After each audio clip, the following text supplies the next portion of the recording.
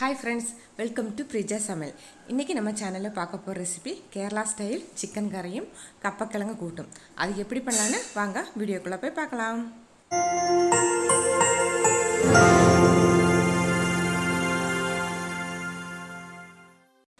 ஒரு பாத்திரம் அடுப்பில் வச்சிருக்கேன். சூடானது நம்ம இதில் ஆயில் சேர்த்துக்கலாம். இன்னைக்கு நான் இதில் தேங்காய் எண்ணெய் சேர்த்து இந்த கறி செய்ய போறேன். ரொம்ப சூப்பராக இருக்கும். தேங்காய் எண்ணெய் சேர்த்து செய்யும்போது கேரளாவில் எல்லாருமே தேங்காய் எண்ணெய் நிறைய பயன்படுத்துவாங்க. அதனால் நான் இன்றைக்கி தேங்காய் எண்ணெய் சேர்த்து இன்றைக்கி இந்த சிக்கன் கறி வைக்க போகிறேன். எண்ணெய் ஹீட் ஆனதும் நம்ம இதில் கொஞ்சோண்டு இஞ்சி பூண்டு விழுது சேர்த்துக்கலாம். ஒரு ஸ்பூன் சேர்த்துருக்கேன். இஞ்சி பூண்டு விழுது சேர்த்து நல்லா ஃப்ரை பண்ணிடலாம். கூடவே கொஞ்சோண்டு கருவேப்பிலை எல்லாம் கொஞ்சம் ஃப்ரை ஆகி வந்ததும் நம்ம இதுக்கு சின்ன வெங்காயம் சேர்த்துக்கலாம். சின்ன வெங்காயம் நான் இன்றைக்கி ஒரு 400 கிராம் அளவுக்கு எடுத்திருக்கேன். இதை 1-2 தட்டி எடுத்து வச்சுருக்கேன். இது நம்ம இதில் சேர்த்துக்கலாம். ரொம்ப அரைய விடாதீங்க, 1-2 தட்டி மட்டும் எடுத்துக்கோங்க. மிக்சியில் போட்டேன்னா ஒரே ஒரு சுற்று மட்டும் சுற்றி எடுத்துக்கலாம்.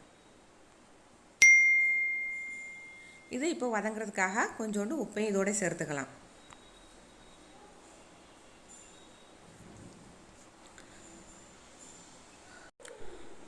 கூட ஒரு பெரிய வெங்காயம் நான் சேர்க்க போகிறேன். சின்ன வெங்காயம் நிறைய சேர்த்துக்கோங்க. பெரிய வெங்காயம் ஒன்று மட்டும் சேர்த்தா போதும். சின்ன வெங்காயம் சேர்க்கும் போதே நம்மளோட இந்த குழம்புக்கு ரொம்ப டேஸ்டியாக இருக்கும். இப்போது எல்லாம் நல்லா வதங்கி வந்துடுச்சு. நான் இப்போது எடுத்து வச்சுருக்கிற 2-3 பச்சை மிளகாவையும் 2 தக்காளியும் சேர்க்க போகிறேன். இப்போ எல்லாத்தையும் சேர்த்து நல்லா வதக்கி விட்டாச்சு. அடுத்து நம்ம இதில் எடுத்து வச்சுருக்கிற சிக்கனை சேர்த்துக்கலாம். 1 கிலோ சிக்கன் எடுத்துருக்கு. இதை நம்ம இப்போ இதோடு சேர்த்துக்கலாம். வெங்காயம் போட்டிருக்கிறனால நல்லா வதக்கிடுங்க. சின்ன வெங்காயம் நல்லா வதங்கினாதே பச்சை வாடை எல்லாமே போயிருக்கும். அதனால் நல்லா வதக்கிட்டு அதுக்கப்புறம் சிக்கனை சேர்த்துக்கலாம்.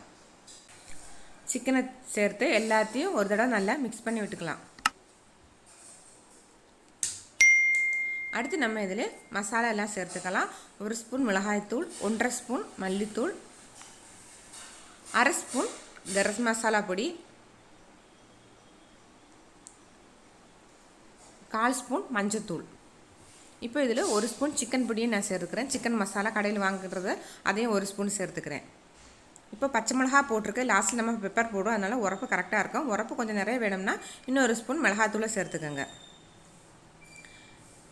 இப்போ எல்லாத்தையும் நல்லா மிக்ஸ் பண்ணிடலாம். அதோட பச்சை வாடை போனது நம்ம கொஞ்சம் நேரம் இதை தண்ணியே ஊற்றாமல் ஒரு 10 நிமிஷம் மூடி வச்சிடலாம். அதுக்குள்ளே நம்ம கப்பக்கிழங்கு க்ளீன் பண்ணி எடுத்திருக்கேன். இதை நம்ம வேக வைக்கிறதுக்காக நறுக்கிடலாம். இந்த மாதிரி கட் பண்ணி போடுங்க, நம்மளுக்கு சீக்கிரம் வெந்து கிடச்சிரும். இந்த மாதிரி கத்தியை வச்சு நம்ம இந்த மாதிரி பண்ணாலே நம்மளுக்கு சீக்கிரம் வெந்துடும், நல்லாவும் இருக்கும்.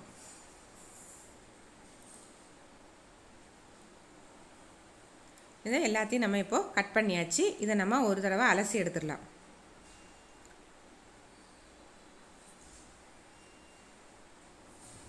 கப்பக்கிழங்கு ஒரு சில டைம் சீக்கிரம் வந்து ஒரு சில டைம் கொஞ்சம் லேட்டாகும். அதனால் இந்த மாதிரி அளவுக்கே நம்ம வெட்டி எடுத்து வேக வச்சிடலாம். இப்போ தண்ணியை வடிகட்டிட்டு நம்ம திரும்ப இதில் கொஞ்சம் தண்ணியை ஊற்றி அடுப்பில் வேக வச்சிடலாம். இது முங்குற அளவுக்கு தண்ணியை ஊற்றிக்கலாம். தேவையான அளவுக்கு உப்பையும் போட்டுடலாம். இதை நம்ம அடுப்பில் வேக வச்சிடலாம். அதுக்குள்ளேயும் நம்மளோட சிக்கன் இப்போது ஒரு அளவுக்கு பச்சை வாடையெல்லாம் போய் வதங்கி வந்துடுச்சு.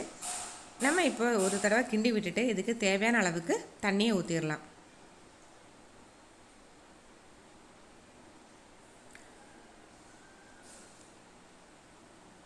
சிக்கன் முங்குற அளவுக்கு தண்ணியை ஊற்றிக்கோங்க. ஊற்றிட்டு ஒரு தடவை நல்லா மிக்ஸ் பண்ணி விட்டுட்டு நம்ம இதை மூடி விட்டுடலாம். சிக்கன் இடையில எடுத்து நல்லா கிண்டி விட்டுருங்க. இல்லாட்டி ஒரு சில டைம் அடி பிடிச்சிட்டு நல்லா கிண்டி விட்டுக்கோங்க. இப்போ நம்மளோட கிழங்கு நல்லா வெந்துருச்சு. நம்ம இதை ஒரு வடிகட்டியில் ஊற்றி தண்ணியை மட்டும் எடுத்துடலாம்.